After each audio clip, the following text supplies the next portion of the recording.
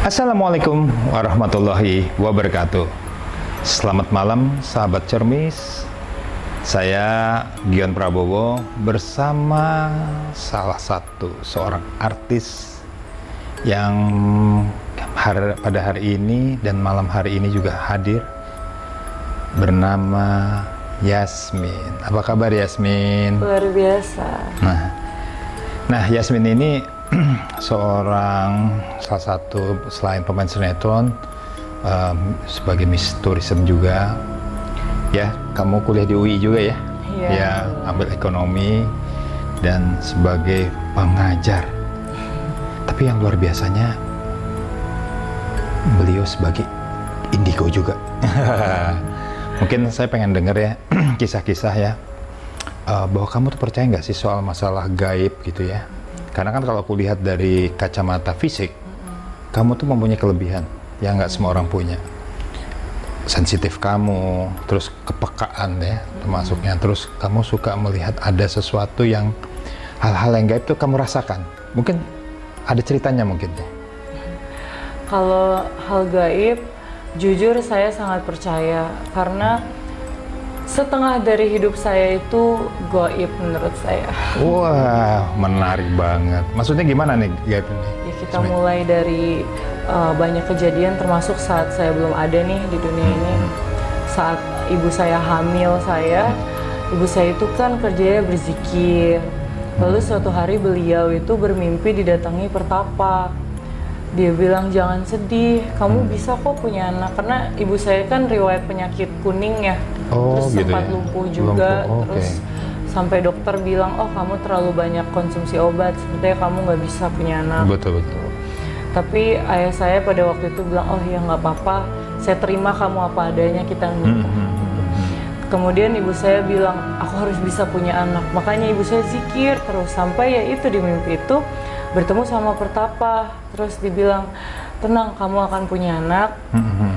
Ini untuk kamu, dikasih telur besar banget. Terus kata mama saya di mimpi beliau begini, ini telur apa? Ini bukan telur aneh-aneh kan? Ini apa? Ini apa? Habis itu hilang dan betul habis itu hamil. Nah kemudian pada saat hamil banyak mengalami kejadian-kejadian yang di luar nalar. Mama saya bilang, wah pas mama hamil itu banyak cobaan, tapi kok perasaan kayak sering didatangin leluhur, dibilang jangan sedih, dan itu tuh sangat sering terjadi saat hamil saya. Intinya singkat cerita, kebetulan keluarga tuh banyak yang indigo juga. Kemudian bilang saat lahiran, loh kok ini kok semangka apa semua cepat habis, rupanya kata leluhur tuh datang semua. Nah disitulah mama saya merasa mulai, aduh kok ada yang aneh gitu ya sama anak ini. Jadi pas saya lahir itu saya tuh sering misalnya nangis nih, terus nanti mama saya bilang kayak saya, Pah anak kita mana gitu. Ih tadi nangis loh, tapi kok nggak bunyi lagi ya gitu. Dicari kemana-mana, tiba-tiba ada di bawah kolong tempat tidur, yang dimana kolong tempat tidur itu tertutup kanan kiri depan. Jadi siapa yang ngangkat kasur dan taruh saya di bawah? Itu sudah mulai mencurigakan. Itu bisa dibilang mungkin pengalaman gaib pertama saya kali saat ada di dunia ini. Jadi sering gitu saya tiba-tiba hilang ada di mana, hilang ada di mana, yang waktu nggak itu masuk akal. Kamu masih ingat ya kalau misalnya hilang, apakah waktu masih bayi, kira-kira masih, kalau 3 tahun sampai 5 tahun kan mungkin nggak ingat ya? Kalau itu saya nggak ingat sih, itu diceritain sama orang-orang rumah ya? Katanya, berarti tiba-tiba ada yang ngumpetin gitu ya? Tiba-tiba aneh banget, ibaratnya kasurnya gini, ini meja kan tutup semua kakinya. Itu seperti ada orang yang abis angkat taruh anak bayi di situ kan, kayak iseng banget kan? Betul. Di situ mulai saya TK itu tuh mama saya sering kayak dengar omongan-omongan aneh dari saya. Mama itu kok tante yang itu tuh kasihan ya nangis sendiri gitu-gitu. Pokoknya hal itu bikin ngeri lah sekitar sampai saya tuh SD. Nah di SD itu kan saya tuh suka gimana sih dibully namanya anak-anak kecil gitu. Jadi saya tuh sering nangis gitu, sering aduh aku sedih ya, saya lari ke kamar mandi. Dulu saya SD di Bekasi. Oh SD di Bekasi ya? Al-Azhar. Oh, pernah ngalamin bully dong ya waktu itu ya? Bully lucu-lucuan lah, lucu-lucuan anak kecil. gitu, jangan temenin dia tasnya jelek gitu, dia apa penghapusnya nggak lengkap gitu lah. Gitu. Terus kamu lari ke kamar mandi? Lari ke kamar mandi. Nah kalau ini saya masih ingat, saya tuh kayak ada teman. Perasaan kok ada teman gitu, suka bilang udah nggak usah nangis. Itu perasaan kamu atau memang kamu fisik? Fisik. Oh ada teman ya? Fisik. Baik. Orang ini saya masih bisa ingat. Perasaan saya tuh melihat manusia gitu. Tapi begitu saya udah dewasa saya mikir, masa ada manusia kayak gitu ya? Masa ada manusia iseng banget di kamar mandi anak SD dan dia tuh udah fisiknya tuh ya sebesar saya gitu. Dan pakai bajunya tuh itu terus ya. Tapi nggak serem. Disitulah saya mulai mengimani, oh ada ya kehidupan selain kita gitu. Udah merinding deh bahas itu itu. Nah seiring berjalannya waktu, mama saya kan kebetulan bisa mengobati orang. Terus mama tuh suka bilang, Kak bantu wiridnya dong, baca ini gitu. Nah tapi lama-kelamaan saya nggak kuat gitu, mulai bolong-bolong sholat, terus udah waktu kelas SMP ya, masih SMP atau SD kelas 5-6 itu saya udah mulai bolong-bolong sholat gitu tuh, udah makin redup nggak kelihatan lagi. Nah singkat cerita, udah lama nih saya nggak mau nih interaksi sama hal-hal kayak gitu, pengen hidupnya tenang-tenang aja. Tapi saya masih punya banyak memori dari masa kecil. Kemudian suatu hari saat saya di universitas, saya tuh merasa hidup saya kok kayak aneh gitu. Terus kok kayak apapun yang saya lakukan saya tuh sial terus. Oh jadi pernah ngalamin ya kalau misalnya kalau mengerjakan sesuatu tuh kayaknya nggak sial terus. Ada apa gitu. Di situ saya ngerasa ya juga ya, udah terlalu lama saya berhenti sholat, udah terlalu lama saya jauh dari pencipta saya. Dan di situ akhirnya saya mulai, saya harus mendekatkan diri lagi. Tapi kesialannya belum hilang. Oh gitu. Sampai suatu hari saya ketemu alhamdulillah sama Vika, yang tadi.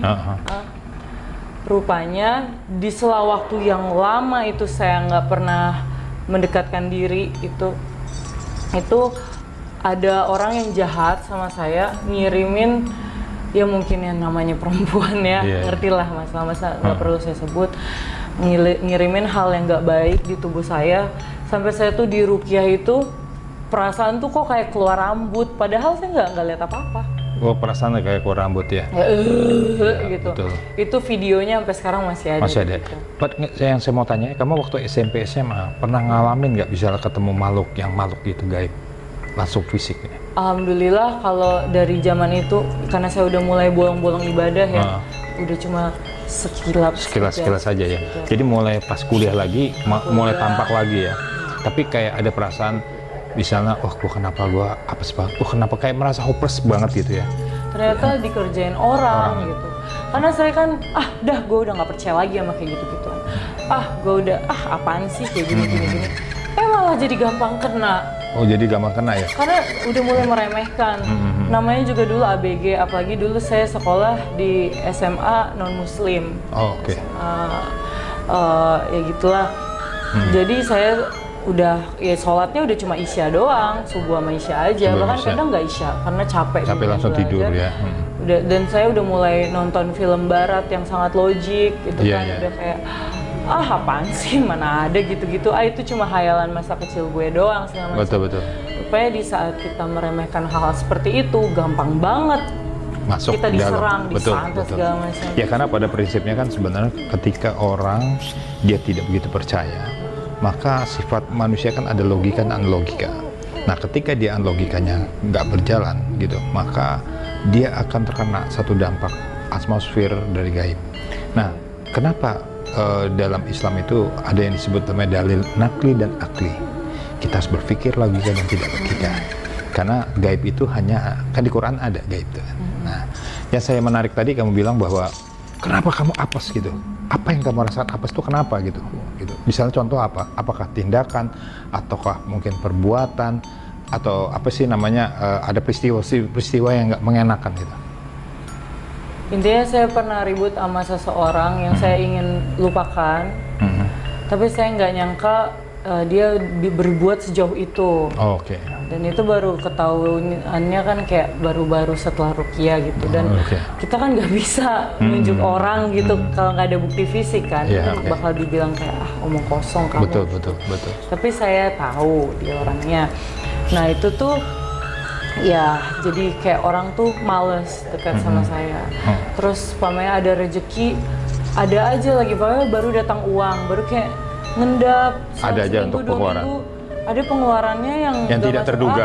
Kayak misalnya HP nggak pernah jatuh, tiba-tiba jatuh parah banget. Gitu. Seperti ada nggak ikhlas saya dapat rezeki, itu satu. Terus kayak dalam percintaan juga gagal. Ada kegagalannya. Dan hal-halnya yang pokoknya nggak masuk akal lah gitu. Jadi begini, percaya nggak percaya, tapi di dalam Quran udah jelas ya. Kalau menurut saya bahwa kenapa kita harus mengimani dengan gaib. Cuma dalam arti gaib itu kan sifatnya kan abstrak. Harus ada hakul yakinnya. Suatu contoh begini, selama kita bertindak, kalau karena Allah, kita ada sifatnya mukhlisin. Mukhlisin itu keikhlasan. Yang susah itu mengikhlaskan diri. Nah kalau saya lihat kamu ini kan pernah ya mungkin dekat dengan gaib jin. Perasaan kamu bagaimana tuh kalau pernah nggak ngerasain kok kayaknya nih ada jin-jin atau hodam gitu? Pernah nggak ngerasain kayak gitu? Ngerasa banget sih. Hal-hal kayak gitu tuh panas kan. Jin itu kan terbuat dari api. Mau dia jin muslim, mau dia jin kafir, mereka terbuat dari api. Jadi hawanya tuh panas. Udah gitu kan menurut weton saya kan hitungannya 17 kan. Itu tuh ya sampai kalau mama saya lagi marah, emang mendasar kamu yang anak kami sepahing, setanmu tuh 17 sampai gitu. Jadi saya itu kalau menurut kepercayaan Jawa gitu, itu tipikal yang memang disukai bangsa jin. Setuju. Betul. Iya, memang dari rupanya, auranya itu memikat ke bangsa jin. Iya, betul. Makanya nggak boleh benar-benar lupa baca doa ke kamar mandi. Iya benar. Dan jin itu kan suka yang gelap-gelap. Betul. Gelap, basah, lembab. Makanya kamar mandi tuh harus selalu terang, kering. Kamar juga gitu ya. Iya. Ya, memang gini kan, sebelum manusia diciptakan, Allah kan ciptakan jin. Nah, jin sendiri itu kan memang sudah diberikan watak. Pemarah, keras, dan sebagainya. Karena memang diciptanya dari api. Nah, kalau aku lihat, kamu pernah nggak merasakan marah, tapi kayak bukan watak kamu, tapi marah karena ada suatu aura-aura itu? Sering banget. Nah, tapi alhamdulillah setelah saya memutuskan kayak lebih kembali kepada Allah gitu, lebih mendekatkan diri lagi. Saya nggak bilang saya religius banget, maksudnya daripada dulu ya, daripada dulu. Itu saya ngerasa udah mulai bisa meredam. Kalau sekarang saya pikir-pikir diri saya di umur yang sekarang dibanding saya umur 20, 21 gitu. Kok dulu gue bisa ya marah sama hal kayak gitu doang? Kok gue dulu bisa marah nggak penting banget gitu marahnya ya? Sampai pecahin ini, itu nggak manusiawi banget. Bener-bener bisa ribut sampai jedotin HP gitu ke meja sampai pecah. Kalau saya pikir sekarang itu untuk apa gitu? Kenapa manusia bisa semarah itu? Dan di situ saya sadar gitu, manusia itu sebenarnya bisa mengendalikan akalnya dan logikanya. Itu yang membuat kita tuh di atas bangsa jin. Kalau kita memberi makan amarah itu terus menerus, itu akan selalu ada. Dan kita malah yang dikuasai sama amarah. Betul. Karena bagaimanapun manusia diberikan Allah ciptaannya lebih tinggi posisinya, artinya lebih sebagai khalifah kan. Yang menarik itu kalau misalnya kamu ngerasain gitu, kalau tiba-tiba dia ada tuh seperti apa? Berasa gini, misalnya saya dihina orang nih, itu tuh tiba-tiba ini saya tuh naik merinding. Bukan merinding, kayak ada yang angin. Ya angin dingin. Iya angin dingin. Itu sensasinya itu kadang sampai sekarang juga masih bisa. Kalau saya umpamanya dihina gitu, itu saya bisa lepas kendali kalau saya turutin. Ini tuh kayak ada angin terus tiba-tiba naik ke ubun-ubun, terus saya rasanya kayak pengen hancurin gitu. Sampai kata Vika teman dekat saya bilang gini, "Kak, kadang aku tuh bingung ngeliat kakak tuh marah, kayak kakak kan kecil tapi kok bisa, maksudnya bukan kecil, kakak kan perempuan lunglai gitu, tapi kok tenaganya tuh ngeri banget kayak bukan tenaga perempuan gitu. Kok bisa ngangkat barang-barang yang berat banget gitu, apalagi kalau lagi emosi." Saya kayak something off about it gitu. Oke. Ya, disitulah semuanya. Jadi kalau saya perhatiin bahwa manusia ketika dia didekatkan atau ada khodam yang dekat, ketika dia tidak bisa menaklukkan khodam itu, menaklukkan artinya seharusnya manusia bisa menaklukkan dia agar bisa, lu jangan buat gua datang. Tapi seusia kamu saya nggak salahkan, karena itu banyak terjadi. Karena apa? Kita bukan duluan, tapi tiba-tiba ada orang yang menjolimi kita. Terus tiba-tiba bukan manusia biasa yang kita. Nah, yang marah bukan kita, tapi belakang kita. Ketika dia memasuki sukma, soul kita, maka itu yang terjadi. Setelah itu barunya selalu ngapain kita begini? Begitu nggak rasanya? Iya, betul. Oh, habis itu kok kenapa begini ya? Makanya saya kayak 3 tahun belakangan ini, saya udah mulai bisa mengendalikan itu karena saya sadar gitu, kalau kita marah itu kan ada kadar-kadarnya. Marahlah yang manusiawi gitu, jangan kayak orang bilang kesetanan kan. Iya benar, kadang kita sebenarnya kadar marahnya harusnya cuma 1-10, tapi karena kita benar-benar nggak bisa menguasai, ditempel kayak gitu, ya itulah manusia bisa kesetanan. Gitu. Oke. Terus tapi kamu pernah dibawa nggak dalam alam mimpi atau dimensi? Kamu dibawa sama mereka? Masuk alam mereka? Sering dulu. Contohnya gimana? Pas zaman SMP, kayak pertama-tama haid gitu. Perasaan kok mimpi ngelihat pangeran duduk di bulan gitu. Aduh, tapi itu indah-indah gitu loh. Tapi kok perasaan itu bukan mimpi. Itu tuh, aduh, sering banget. Jadi bangun, loh kok biru-biru gitu. Badan biru-biru ya? Kayak bundar, kayak ada berjalan jauh gitu, ya. Kecapean ya? Jauh. Yang paling gak masuk akal itu saya mimpi jalan di gurun pasir, terus ada orang tuh manggil, perasaan di mimpi itu tuh ngomongnya pakai bahasa Arab, manggil nama saya tuh Yasminah bukan Yasmin. Gitu. Tapi ternyata begitu saya ada rezeki gitu udah besar ke sana, ke daerah Eropa gitu, rupanya emang nama saya tuh di sana versi sananya Yasmina. Kayak di Serbia, Rusia. Yasmina, betul. Oh, jangan-jangan itu bukan mimpi. Saya mulai bingung gini. Saya hidup di dimensi yang mana ya? Kadang it feels like a dream, but it was so real. Sampai ini mama saya saksinya. Saya pernah bangun tidur, itu ada pasir di sini. Oh, ada pasir. Ini pasir dari mana? Oh, kamu merasakan pasir? Oh, kayak udah pergian dari jauh. Kayak ya itu yang gitu, saya bilang, perasaan tuh jalan di gurun, terus diajak ngobrol ini, terus diajak makan, tapi kok nggak ada rasanya makanannya. Iya, tahu. Betul.